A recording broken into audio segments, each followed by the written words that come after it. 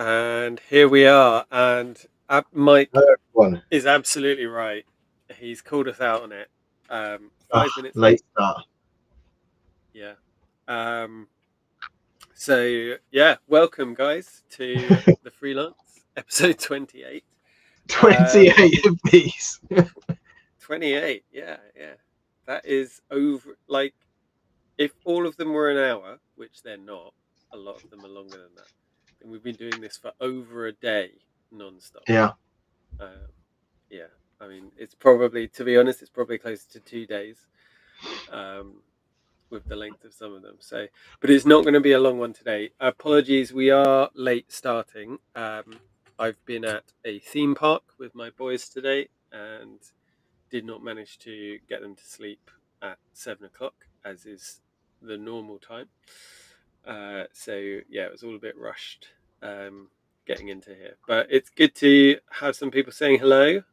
We've Yeah. got Mike Bass, we've got YJ, Whiskey Tom Very nice. saying, and here's to another day. Yeah, indeed. Yeah. Yeah, absolutely. We'll keep going. It's been a Um, wild month. yeah, yeah. So it's kind of been a bit like buses for me. And so rather than having a topic, we're just going to catch up Yeah. because I've gone for months without any events to talk of. And then there's been 3 since we've last done this. So, yeah. Hello, Tristan, as well. Good to have you. So, as always, drop some questions in the comments, if you have any, and we're going to crack straight on to any projects or research that we've been up to. So, Nick, have you been up to any projects or research? Uh, House projects, do they count?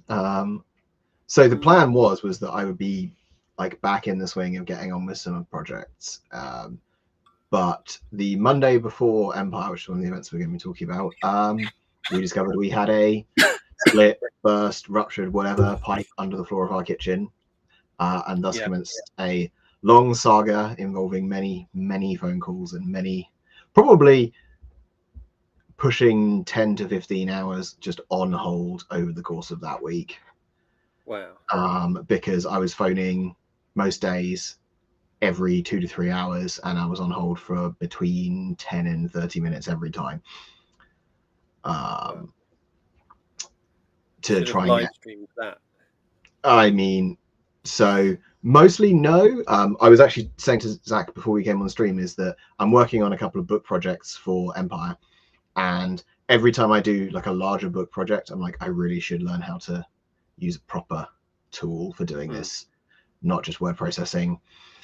And the like barrier for entry on those is just that little bit too high to make it feel worthwhile. But if I had done that like a year ago when I started doing projects like this, everything would be way easier. So don't put off learning how to use the real tool, folks. Do it. That's all I got. How about you? Yeah, so I've been doing quite a lot of projects. So I had a bunch of stuff to do ahead of Empire. So that's the mid-July event that we've just had. So if I just bring this up, here we go. So this is a piece of arm armor, we believe, from a kind of a Viking grave, but it's in Scandinavia, so it wasn't necessarily someone who was raiding, but you know what I mean. So, and these splints are what we believe to be a part of arm armor. And I had a friend coming for their first Empire event, and I had some armor to lend them, but not enough that they would get the benefits of armor in the rule set. So I decided that I would make some van braces for them to wear as well in steel, and this was the appropriate way to do it. So that was one thing that I had to do. So I made up 2 van braces in 2 days. which I was. Were those cut with the jigs? Yes, they were. Yeah. So Very nice. the How many blades did you go through? no, none. No, Wow. yeah, but the I didn't go as fancy as on the original pieces, and I didn't use as many pieces. So what I actually did Mm. is I printed these out full scale, and then tried them on my friend on paper, and they were too long. So I trimmed them down, but kept the shape the same. Because on a lot of Uh-huh. I wouldn't say reproductions, but on a lot of these kind of splintered arm defenses, um, they don't keep the shape the same. And what was really interesting is before I'd even put any shape into this, cancel. Before I'd even put any shape into this, it was already forming quite a nice kind of tulip shape, which is exactly what you want for arm defenses. So, yeah, just even the outline of the steel with a little bit of bending makes this really nice limb defense. So that was one project. Needed to get that done. Also had a commission, which was, I think you can see the image better on these ones. So this was a friend of mine from the Empire Discord, and he commissioned me to make some one of a kind, well, I guess two of a kind leather van braces for him. So these are done with the image of his hall, and he's also an artisan. So I put on an anvil as well. So that's cool. And then I tried out a fade around the edges to get that red through to black. Gorgeous. And then I also have a Seax, which again is a LARP safe one, but that needed a sheath so that I could carry it as a sidearm. So I made that for myself, and part of the reason why I was making that is because I was also making this one as a commission, and I wanted to test the stuff on my one first before doing it. So this one is a lot more elaborate. This is for our friend Isaac, who's been on the show before, and yeah, he wanted something that was quite showy, and that included Befits his the status of his character, right? yeah, exactly, yeah, and it includes, instead of sewing down the edge, he's got rivets, which you see in original pieces as well. And then this tooling is all it's not stamps, it's hand done and freehand tooling. So yeah, so Wonderful. that was all fun. And then here we are, here's my friend wearing my armor, and you can just about make out the van braces on the side. So had a lot of stuff to do there to get all of that ready for E3. And yeah, uh, that was really fun, actually. Really enjoyed that. But to be honest, like the fact that it was for a LARP and a fantasy thing didn't mean that I didn't end up doing research. There was a really quite a lot of research that goes into. I think doing anything like that, where you're doing something that is based on history, even if it's fantasy, you should be doing the research, because then you benefit from hundreds of years of historical knowledge instead of just what I reckon. So Yeah. So yeah, that's what I've been up to. Which means we should probably move on to, we're gonna, well, events wise, that's basically our main our main target Well, tonight. I was going to say, do you have any upcoming events that you're excited about, or are you done for the year now? I'm done. I'm done for the year. So do you want to? Have you got an upcoming Oh event? yeah. Actually, I suppose I've only got 2 events left Okay. on my calendar. I've got Bosworth in 2 weeks, which is the second Bosworth of the year. This one's heavily focused on Henry Tudor and like what happens after the Battle of Bosworth. Okay. Yeah. Where the first event that we did was more focused on Richard and before the Battle of Bosworth. So this one, we're going to be doing the Battle of Bosworth and the Battle of Stokefield, which Yeah. is like a battle that we haven't really drawn a lot of attention to events over the sort of last 10 years or so. I think the last time I did it was like 2013 was a recreation of that. And Sure.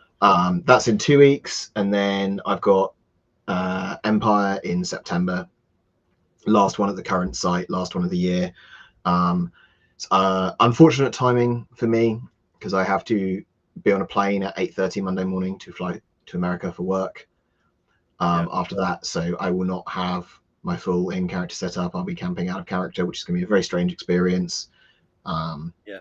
It's generally going to feel like a very strange event as well because it's the last one at that current site. Yeah. But I'm excited. Like I've got the new character starting to get that in motion. We can talk a little bit more about that when we come to talk about events that we've done. Sure. But yeah, that's all I've got left on the calendar in terms of events this year. Cool. Yeah. So I'm done for events for this year. So it's just there'll be the markets possibly. Yeah. But as far as participation, I think that's me. So yeah. Which is not to say I don't have busy weekends, but Oh yeah. Oh yeah. I'm still busy. Yeah. The family keeps me busy.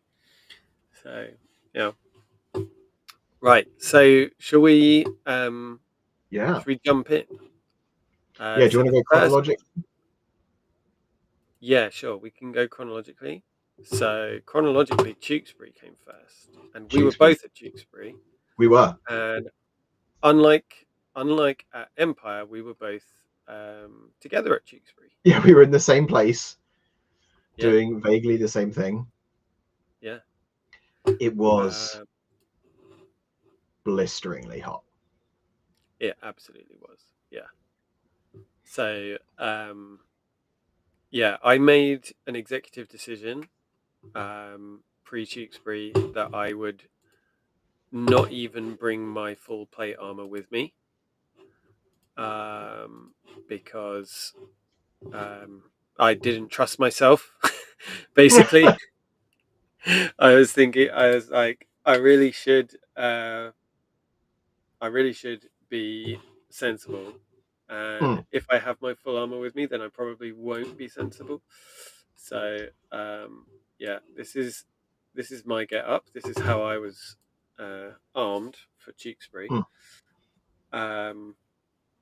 And our friend Alex, the history guy, has just released a video of me putting all of that armor on and going through Acoustilier and what they would, I mean, to say what Acoustilier would be wearing this is just one example.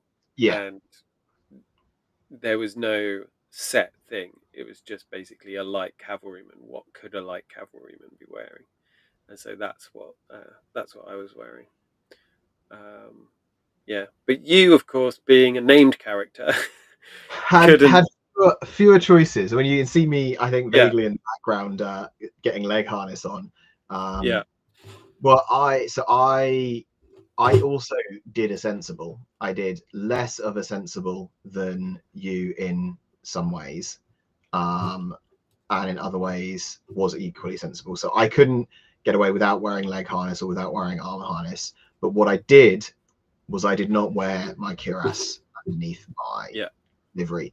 And in terms of reenactment, it would have been unbelievably foolish of me to do that and then go piling in to fight people, because everyone would assume that I had plate armor under there and I could get seriously hurt completely accidentally through somebody making an assumption and so on. Yeah. So I chose to not do any combat, just posing. And yeah, didn't wear the cuirass, and I feel like that was a pretty good decision. Yeah, I think it didn't affect the overall look too much, and I was able to survive relatively healthy. So yeah, and I think it's quite clear that historically, if it was that hot, they just wouldn't fight in that yeah, kind of weather. or if like, I mean, Tewkesbury is a weird circumstance because Edward is almost forced to make battle because he has to stop them crossing Yeah, the river. I think even in that situation where it's so hot, had that been that hot on the day, I think they just wear less armor. yeah, but they were campaigning in May as Yeah, well, so there was very little actually happening in the height of summer. yes. And even if it were, it was likely to be cooler. So this is quite a nice little set of photos that I found of us both. I think this is from Pat Patrick. Yes.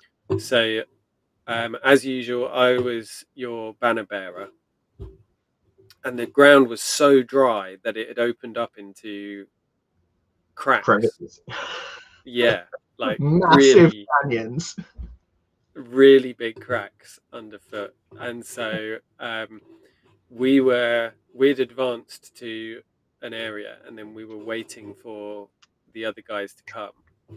So, and I noticed that there were loads and loads of really big cracks just where the enemy were supposed to start their charge. And so I went out in front of the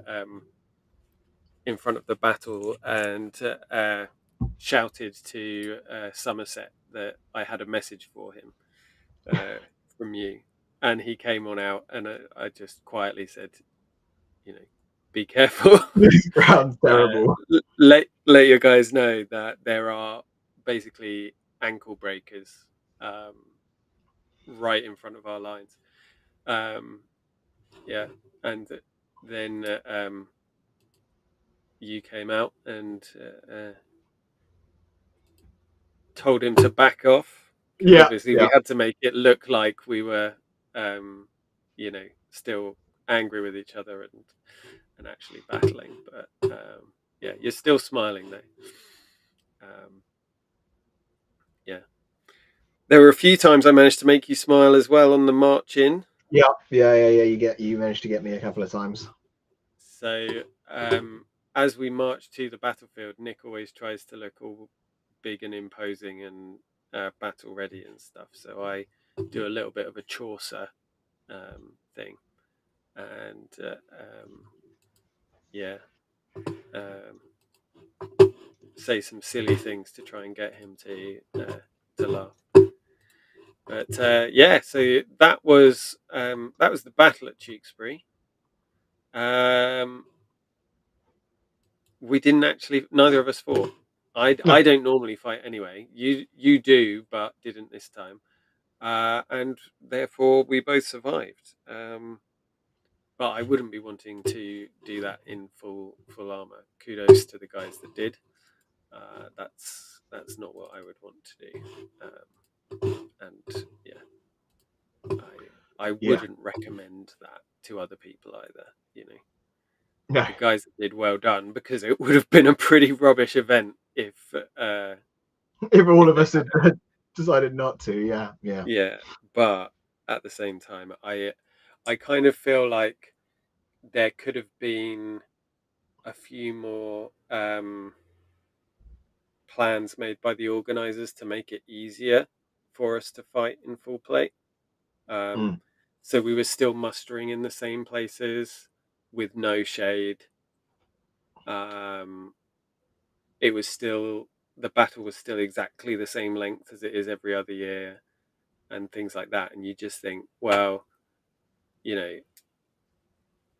I get you don't, it's a working formula. It works and people know it, and you don't want to mess around with it too much. But considering the heat and how unused to that heat we are in England, there possibly could have been a plan B that that could have been enacted to make it easier on everyone. Yeah, it was a challenging weekend, to say the least. Yeah. And I did also get to speak to Todd. Yes. So I don't know if did you get down to the market at all, Nick? I did briefly, mostly to chat to Ash and also to buy a couple of badges. I was actually like, I don't want to be hugely negative, but the market at Tewkesbury was the smallest I've ever known it. With the smallest number of reenactor traders that I've ever really seen.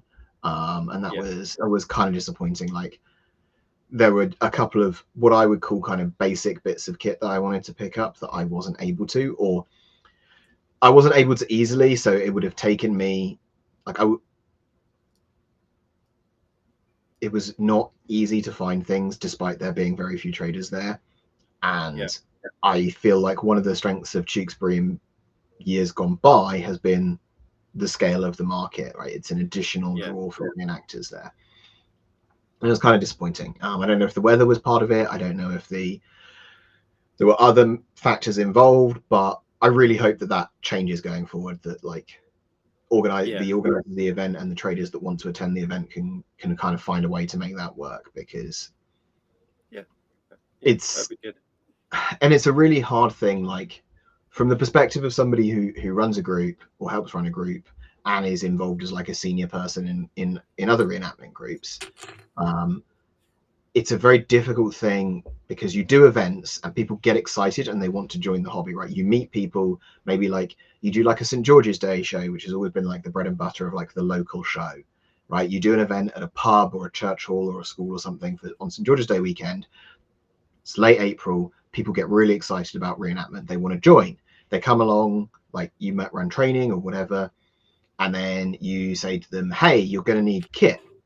And then it's like, well, where can I buy that kit? And in previous years, you'd be able to say, well, we can get you on the list for Tewkesbury, you know, or you can come along to Tewkesbury and you'll be able to get all of the kit that you need, like in one day shopping if you have the money available, or get it all ordered anyway, with choice. I think that was like another key part, right? It wasn't just that there was like one person there selling shoes. It would be like, there's like 3 different shoe traders and you can kind of take your pick as to what you want. And the same for soft kit, and maybe you'll be able to get a sword or whatever. And then you're kitted out and you can either, like, if you're coming to Tewkesbury as a reenactor, you're sorted, like Saturday morning, you've got all your kit, you can put it on and join in. Or if you're coming along because you're coming to shop there, then you can come to like Bosworth in a month's time or whatever. And now it really feels like we're at the point where if you aren't joining the hobby around the time of the reenactment market, you're just out of luck for that year. Yeah, because the markets at events are just not what they used to be. And that's not just a Tewkesbury thing. That is true. Yeah, it has been the same at other events. But Tewkesbury was really like the iconic one that you'd be able to say to a newer reenactor, you know, bring X amount of money and you get everything you could want, or everything you could need. And that's hard because growing reenactment is challenging at the best of times, and reducing easy access to quality equipment and costuming makes things harder. Yeah, absolutely. But Todd was there. Yes, he was. But his stuff is very high quality equipment, which kind of feeds into what you're saying. There are a few really nice places with very high quality equipment. Like if you had £1,000, you could buy a Brigandine from Ash, or if you had 500 quid, you could buy a sword that wouldn't be suitable for the battlefield from Todd. And it's like, those things are great and it's lovely to have them there, but it's that middle ground of, you know, you want stuff that more people can engage with. Although Todd has recently started to do a lot more what I would call accessible Yes. equipment. Yeah. Like some of his new range of sort of eating Yeah. knives and sharp daggers and things are in a much more accessible price band for somebody who is unsure if reenactment is going to be a lifetime hobby for them. Yeah. Yeah. That's true. The Cutler stuff is really good, and yeah, I've shot a couple of videos talking about some of his Cutler things, which will be coming out over the next few weeks, hopefully. And I also did a Sweet. video about sallets. Oh yeah. Because I borrowed a couple from some of our friends to talk about sallets. So expect to see that coming up soon. But one of the really nice things, and we've actually got a comment about that from I was just going to say, while you're finding that from this yeah. picture, a learning point for me at Tewkesbury, those waxed linen cup covers, fantastic for keeping wasps out of your drink, no good at keeping ants out of your drink. Good to know. So that's behind Nick. You can just about make out his cup has got a wax linen Yeah, top that was the to it. jug. Yeah. So we had I was hoping that this would come up. Is it coming up? It said hide, show and hide. Hang on. Let me just see if I do this and then go back to chat. So maybe I need, hang on. Right. There's a new feature that I'm trying to use. And it doesn't appear to be working. Okay. All right. So we've got a comment from Guns and Rosendale, who says, "Pleasure to have met you on Tewkesbury." And yes, the cracks were crazy, cracks in the ground.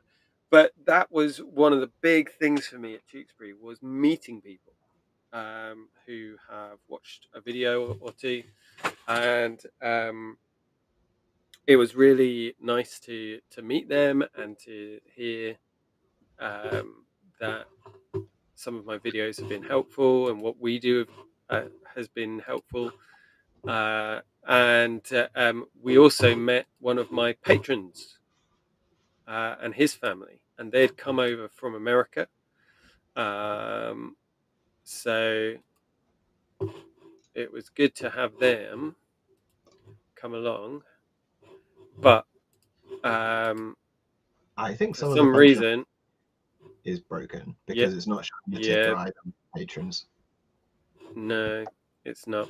So yeah, I at this point my patron names for the night patrons should be going across the screen, but they're not, which is a shame. But basically, yeah, big thank you to those guys. Big thank you to John and his family for coming to say hi, and that really gives motivation to carry on doing this, right? Because yeah, it's just great to see how much of an effect sitting in front of a camera can have for people that are excited about history. So yeah, thank you guys. Right. Share, and subscribe. Yes, like, share, subscribe, visit Patreon, all of that stuff. I've actually got a couple of posts up there which are available to view for free members as well. So people, you can go and have a look if you want. Right, then after Tewkesbury, we had Empire. Yeah. So Empire, as I said, I had a lot of commissions to do, but it was a big one for you as well, because it wasn't the first one with your new character, was it? Kind of like I had like a few hours as that character before I'd really established like who he was and what he was going to be doing at the end of Okay. E2, after my first character, Stephen Talbot, died. Yeah. And where I ended up was I've got this new character, new role in the group, focusing on like some of the in-game magic, but not withdrawing from the in-game combat, because one of the things that I like about the Empire rule set is that the only weapons are gated behind buying skills. Wearing heavy armor, you don't need a skill to do it. You just got to have the Fizz rep. I borrowed some different arms so that I looked a bit different. I put on a different coat the whole weekend for the character. Went on with this. It was great. The downside for this event for me was that I just didn't have the mental space in the week before it to really feel like I was going into it at a run.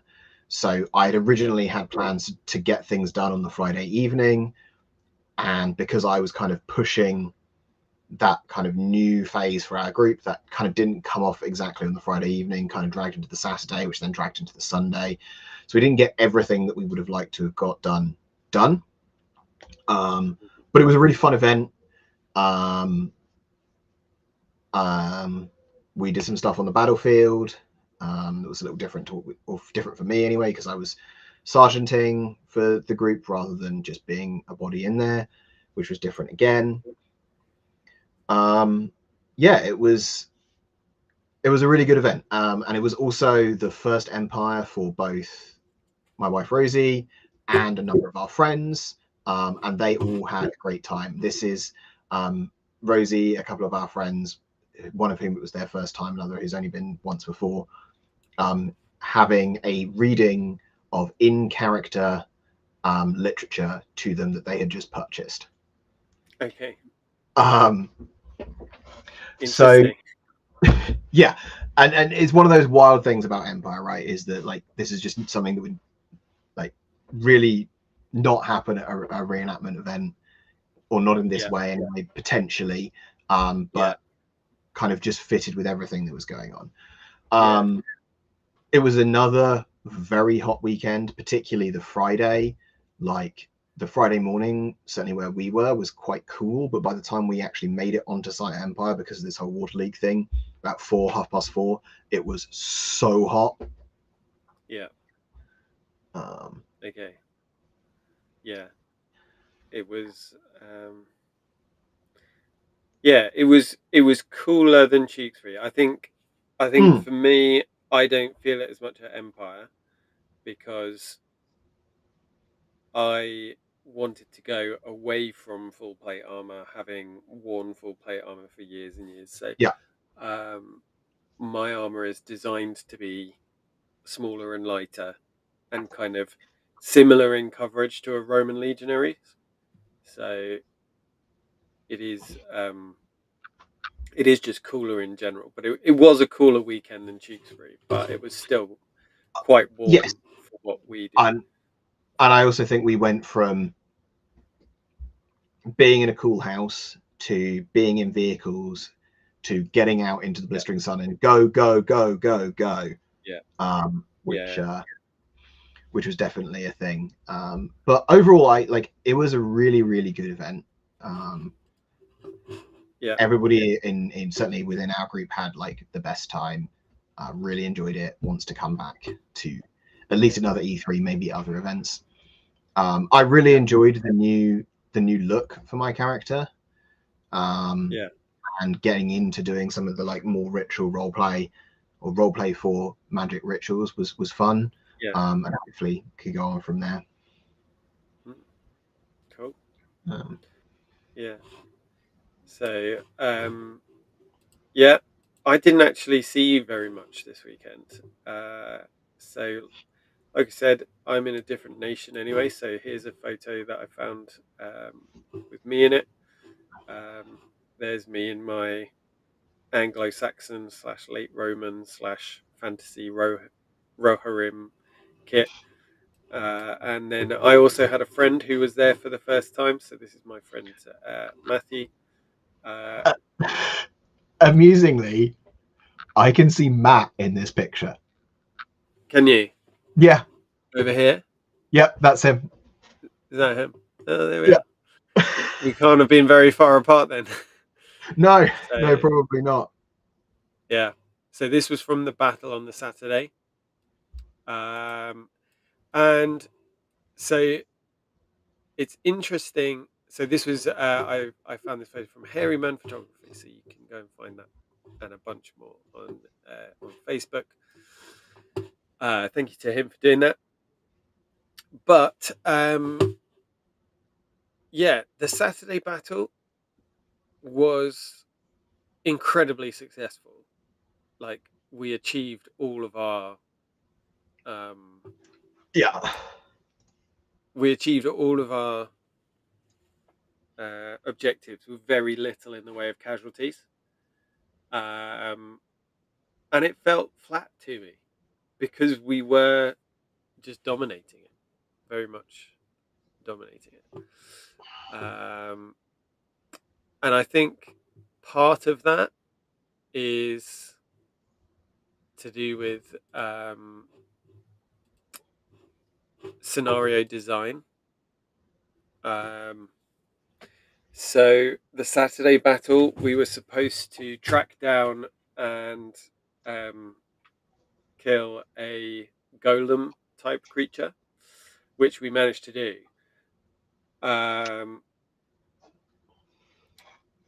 But when you create a game with these very powerful creatures that have, and where their weakness is that they need to have support, like then in certain situations that weakness is just too strong. I think from a game design,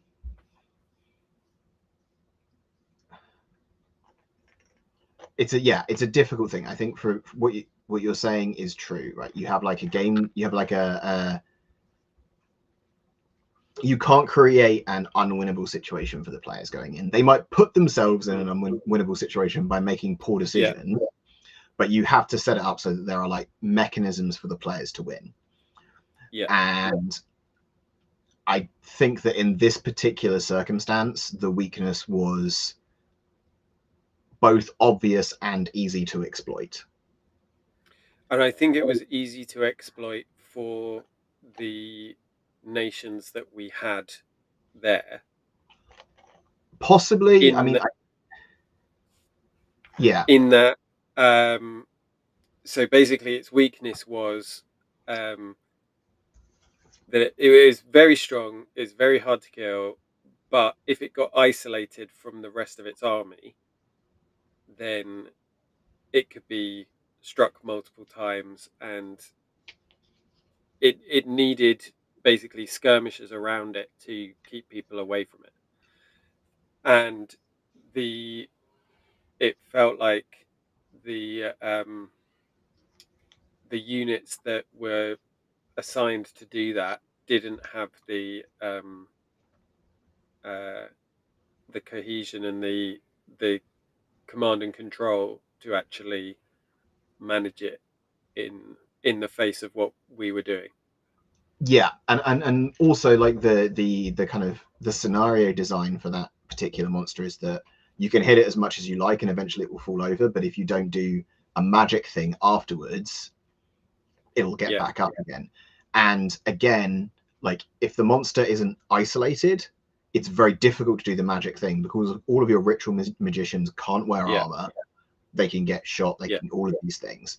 But when you've already isolated the creature in order to panel beat it until it's vulnerable, you then have it nicely isolated in order to complete the mission. So it was one of those weaknesses that if you were able to push the weakness, you kind of got double benefit from it. Yeah, absolutely. Yeah. It was a very cool monster, it was a very cool looking monster, and I kind of feel like possibly the all it would need to improve that whole mission would be to have 2 or 3 of those monsters.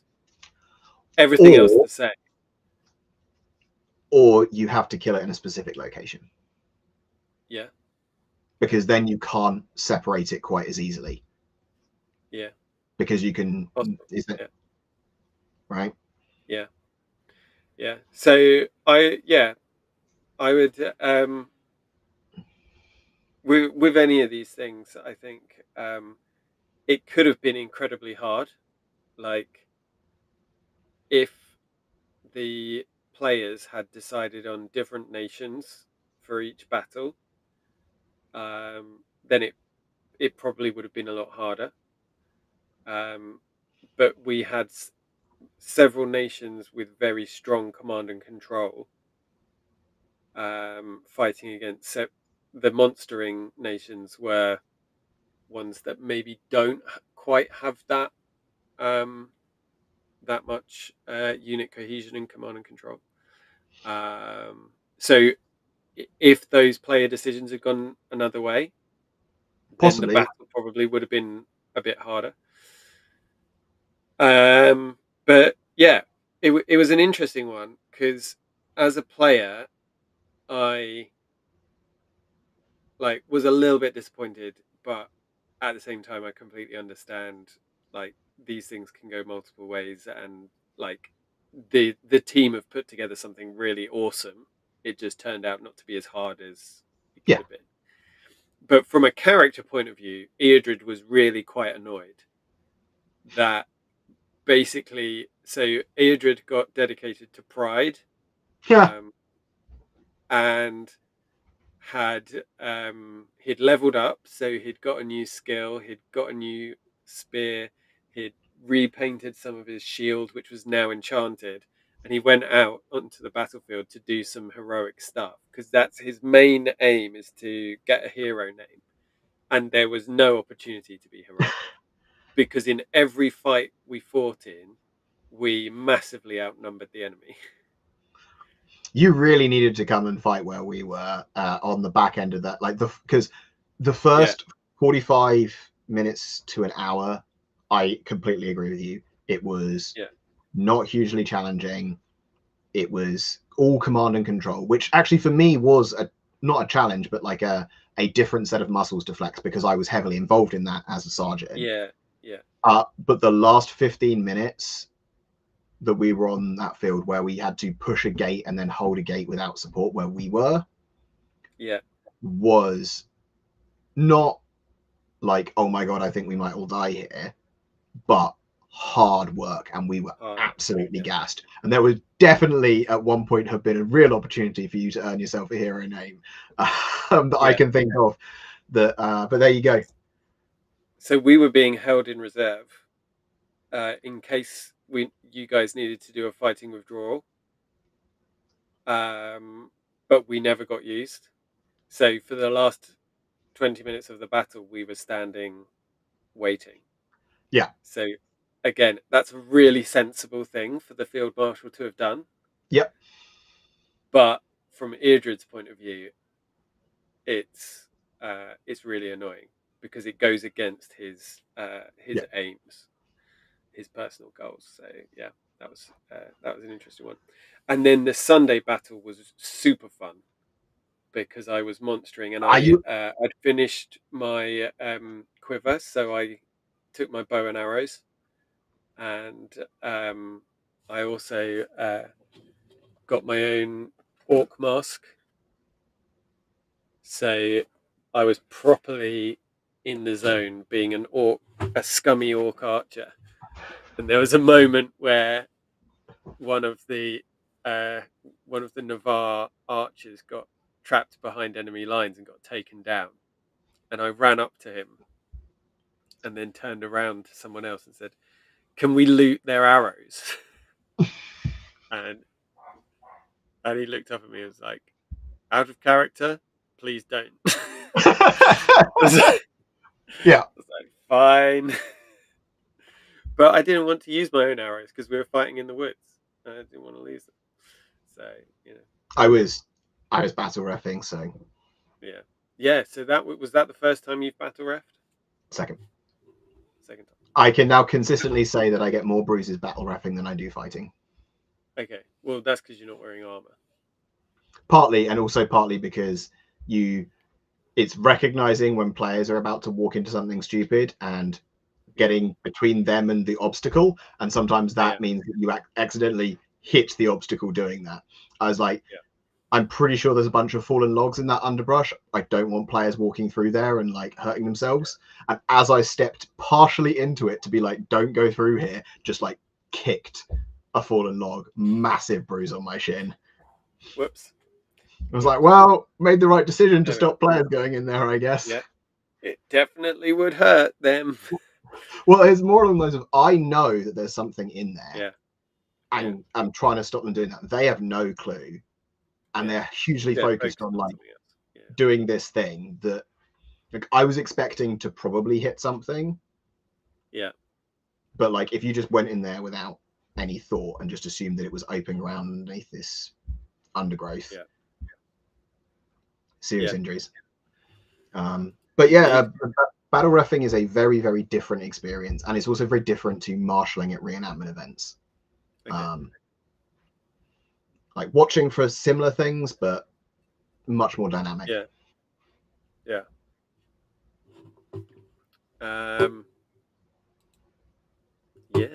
So whenever I monster, I'm going as an archer now. So hopefully I'll never have to monster as a Jotun, because I'll be annoyed if I do. Although to be fair, I do have my red leather armor, which would look really good as a Jotun. So really would. Right. Yeah. Okay, we're speeding on because we've not got long left. The last one. So those were the two that we were both at, but I also went to a joust. And last weekend I was at Lincoln Joust. Got to do some commentary in the Arming of the Night displays, which went really well. It was really nice to see Rodney Demon and Luke Binks over from Australia. Oh, nice. They both got really nice armors, and they both did really well. It was one of those jousts of everyone here, like you wouldn't know who to put money on. Like any of these people could win it. Nice. And it was a nice weekend up in Lincoln, which is a beautiful castle, beautiful city. Good. It's the first one that I've been to in a really long time, so it was nice to see some old friends that I haven't seen in a long time. And it kind of solidified some things in my mind that I do still want to do some jousting at some point in the future. Yeah. But I also I don't want that to become the main thing that I do, like it was. Like it used to be that jousting was my main thing, and then one weekend a year I would do Tewkesbury. Yeah. And having done all of these other things and done Fight Camp with Matt Easton, which I wasn't able to do this year because it was the same weekend as Lincoln, and then also done Empire and Barnet and all of those different things, getting different flavors, it's shown me that